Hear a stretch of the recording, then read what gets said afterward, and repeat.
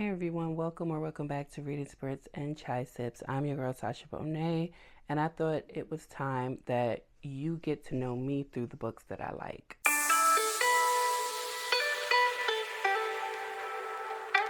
So I've been reading since I was a child, literally. I come from the generation of go sit down and read a book. That's how I was raised when, your guardian, parents, grandparents, aunts, uncles, whoever were watching you and you became too boisterous, or you and your cousins, your brothers and sisters, whoever, were arguing and fighting, or fighting over the remote, or no one could agree on what to eat as snacks or play games or whatever as children do. I come from the generation where they would say, put that stuff up and go sit down and read a book. One of my favorite places was the library growing up for a myriad of reasons. I cannot tell you because my memory is not really good when it comes to a lot of childhood stuff, but I can't really tell you like what exactly I was reading at different times of my life. I'm going to tell you what my favorite books are as of right now. Favorite of all time, nothing is knocking them off their pedestal. Let's get into it. Now, also, these are not in any order because one of the first books that ever captured my heart so much that I've continued to read it since I was in middle school is in this stack, but I'm not going to put it as number one. It is just a book and the author that I love a lot, but not in any order. First up, we have Zora Hurston, You Don't Know Us Negroes, and Other Essays. I did not know I would enjoy a book with essays in it, but I did. And I did so much, and it kept my attention. And they're just essays.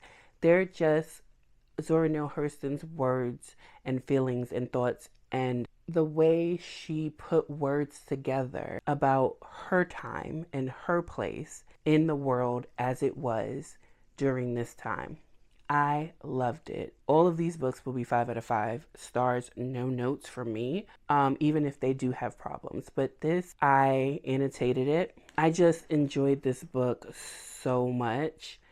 And I would recommend this to anyone who does enjoy Zora Neale Hurston as a writer, as an author, as a mind of her time that extends time, if you know what I mean.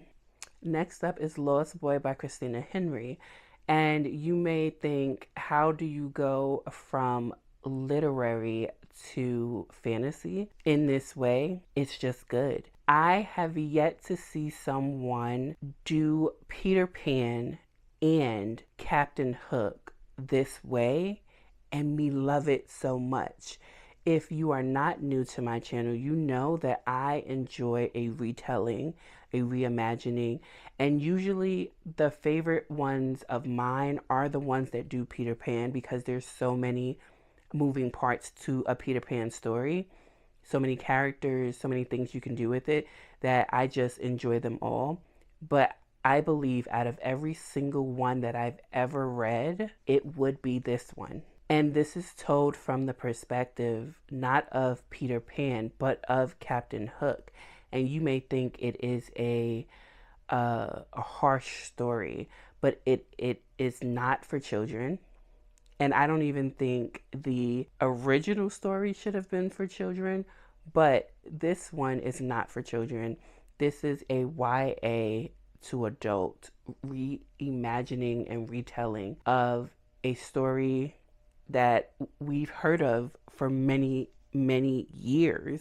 And I just love this. Next up, we have a YA romance and coming of age story, Charming as a Verb by Ben Philippe. I've read, I want to say 2 books by Ben Philippe, and this one is my favorite. It gives you the story of, especially from a young man's perspective. I am falling in love with authors, male authors in particular, that are giving our young Black boys their voices back, their romantic voices back, their coming of age stories, just their life and fun and mess ups back to them and giving it to us to read. I am enjoying that era, and this is one of those books. It is a Haitian American boy, first generation, um, here in America, and everything is on his shoulders to be the best, to make your family proud. And he succumbs to that. He succumbs to that, and everyone around him will watch him do the most outrageous things to make everyone around him happy while he is unhappy until he realizes, I need to be happy too. Now we have Nick Stone, Chaos Theory. This is a book that brought tears to my eyes. Oh my goodness, this is so gut-wrenching at times. This is two teenagers, one who is battling addiction, alcohol addiction, and one who is battling mental health. And they are no good for each other because they are no good for themselves at the moment. But they fall in love, and everyone around them is also going through their own things. Their parents, their friends, their families, everybody is going through something, and they run to each other, and it is beautiful and heartbreaking all at the same time. I enjoyed this. Next up, we have Punching the Air by Ibi Zoboi and Yusuf Salam, and Yusuf Salam is a part of the Exonerated Five. Dr. Yusuf Salam is a part of the Exonerated Five. It's told in verse. I love a book told in verse. I really do. And this one is told in verse from the boy who is locked up. And it shows in this book being at the wrong place at the wrong time, being the wrong color, the wrong class, can find you in a place that you don't belong for something you never did and take away your voice at the same time. And this is also a very sad book, but I do believe it is a story that needs to be told to your children, and given to your, to your YAH boys especially, and let them know this is the world that you live in, and sugarcoating things will never, ever, in my opinion, shield them from what is actually going on in the world. But I did enjoy this one so much. Next, we have The Poet X by Elizabeth Acevedo, and it has won all of these awards, and rightfully so. If you can see that, I also annotated this one to the high heavens.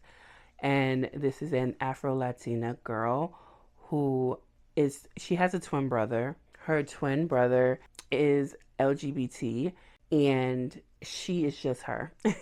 But it seems like in many families, the boys get coddled and the girls are forced to clean, cook, and coddle the boys. And who coddles me? Who's here for me while I am being raised to be here for everyone else? Kind of like that eldest daughter syndrome, right? That most eldest daughters go through, or only daughters. But being raised in a New York City environment with immigrant parents who want you to do more than sometimes you are capable of, and things that they weren't even capable of. This one also brought tears to my eyes. This is a good read. Next, we have Me Moth by Amber McBride. I also annotated this one. I don't know if you can see it. It's there. It's in blue. This one was brought to my attention by Karen from Between Paperback Worlds, and she was right. This also, she had a moment where she cried so much. I had a moment where I got very misty. This is so good. I can't really tell you even what it's about, but it is so good because it kind of gives it away. But Moth has gone through a tragic accident where her parents are no longer, her family is gone from that accident. And now she has to traverse a finding herself adventure, and she meets someone along the way, and they bond really heavily. This is so, so good. It is also written in verse, and I would recommend that you pay attention. That's what I will say. Pay attention while you're reading, because you just may miss something that is so important to the story. that you won't realize it until you get to the end. Next up is The Darkest Child by Dolores Phillips. This is a book that caused me so much inner turmoil, mental health, relapses. So I really do caution anyone and everyone to make sure you take care of your mental health.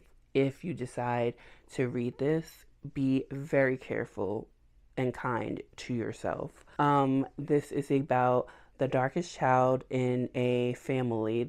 I would consider this to be historical African American fiction, and it is after slavery. We still have Jim Crow going on, but a young girl grows up. She's about, I want to say, 12, 13, in a home that is not fit to be in, with a mother who is not fit to be a mother, in a town that is a little morally corrupt, with siblings that she also has to mother while trying to protect herself. It is a devastating story. And sometimes we have to realize that, one, you can't save everyone. No one is coming to save you all the time. Like, sometimes there is a person that saves you. Be grateful for that. But a lot of the times there is no one to save a lot of people. Not even your brothers or sisters, not your mother, not your father. And people are just as disgusting as you think they are. This next one, I know there's been a lot of debate on whether this is good or not. However, It's Not All Downhill From Here by Terry McMillan is one of my favorite books, and I'm going to tell you exactly why. This book is me. This book is my life. And if I say that with multiple books, just know that I mean it for every single book that I've said that for in the past or will say in the future. It's just pieces of this woman's life in this book that I'm just like, I read it to my daughter and I said, who does that sound like? And she looked up and said, me. And I said, yep, that's exactly me in my life. Right? So that's why this book resonates with me. This is just an older group of friends, right? But our main character is the one that this story is being told from, and they're like in their 50s, close to their 60s, if not directly in their 60s. And It's All Down From Here just means like we've reached our peak. There's nothing left for us to do but to die from this point.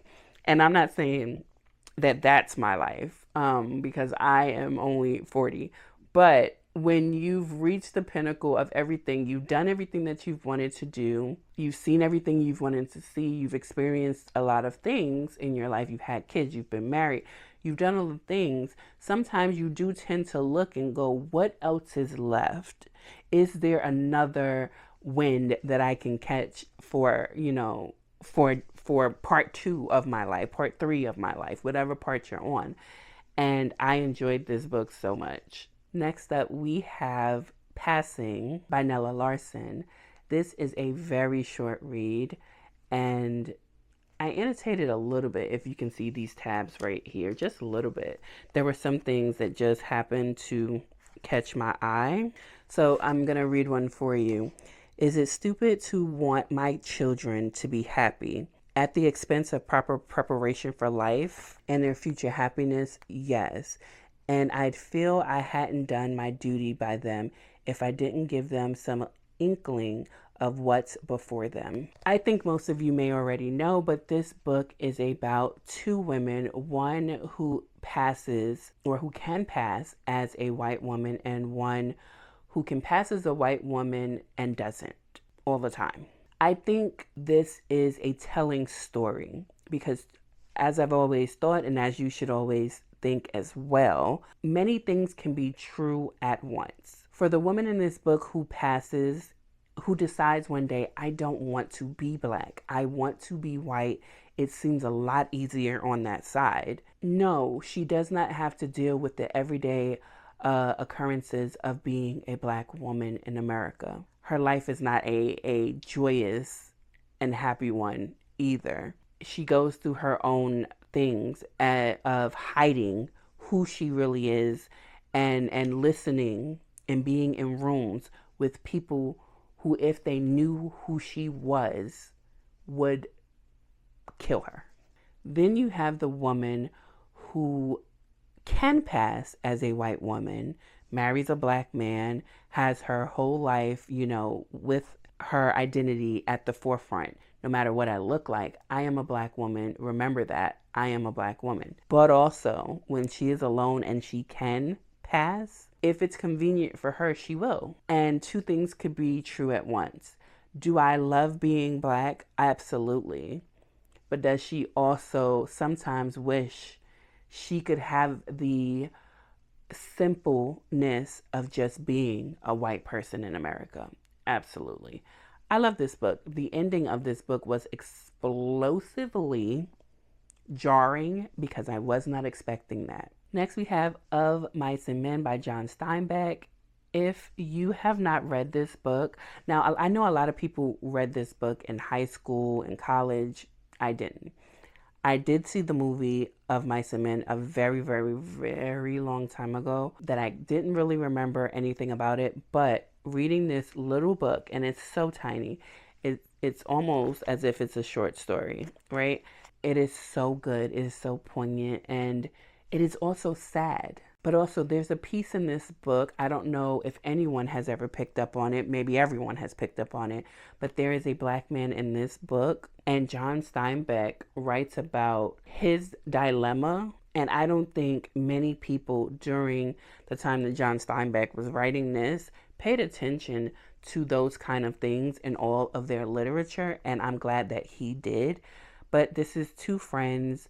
One has cognitive impairment, and the other one does not, at least not on the level that the first one does. And they come across something that he does, and he has a consequence that he has to pay, or else everyone gets in trouble. I do recommend this one as well. One of the best books written of all time, maybe Animal Farm by George Orwell. This is an awesome book. An awesome book. I suggest you go read it. Again, did I read this in school? I don't remember. Anything that I read that was for school, I really don't remember. I remember Shakespeare and things like that, but I don't remember anything else. But I don't think I did. But I read this on my own a few years ago, and it became my favorite immediately. Animal Farm is about a farm of animals that decide we don't want to be treated this way anymore by human people. We want to be treated like the animals we are, with the dignity that we have, only for them to slowly start to become exactly like their oppressors. It's very interesting. Next up, we have Mama Day by Gloria Naylor. And this book also brought tears to my eyes. This is magical realism. This is about a woman who meets her man off her little island where she grew up. It's a little island that's still a part of America, but kind of governs itself. It's full of a lot of African American people. And she goes back there, and all hell breaks loose on this island, and Mama Day has to save the day. It is so good. If you read this, please, or if you have read this, please tell me your feelings on this book. This book was really, really good. Let's go with the only memoir or autobiography, whatever you want to call it, on this list of books that I love, which is Finding Me by Viola Davis. I also annotated this one with purple. Purple is my favorite color. And this book also had pictures of Viola. I do think that this is also a book that needs to be read with caution. And I am about, I want to say, almost 20 years younger than Viola Davis. And our lives are also very similar. Go figure. I think a lot of Black women have similar lives across the years of living in America. I don't want to extend that outward because I don't know the lives of women, Black women, in any other places in the diaspora. But in America, it seems like we can all come together on a couple of things in our lives. And Viola Davis, this book made me sad and happy for her all at the same time, because she discusses that we are not given the blueprint on how to be happy, how to make money, how to be successful, how to meet a man, how to anything that many people are taught at home or learn throughout their lives. Black girls are not taught that and then expected to be all of those things, to be successful, to get married, to have a husband, to go to school, to be a role model, to be all of these things. When we didn't have it, we weren't taught it, and we have to figure it out on our own without any instruction and with all the ridicule and speculation under so much duress. I love this book. This is a really, really good memoir to read. Were you expecting this? A lot of people do not like this book. I can't fathom why. But The Notebook by Nicholas Sparks. I don't see how you can like The Notebook by Nicholas Sparks, or The Notebook, the movie, without liking this book. I've watched The Notebook many, many times. It always makes me cry at the end. But this book made me cry at the end as well. And a lot of the things that they took liberty with in the movie were not in this original book. And did you know that this book has a part 2?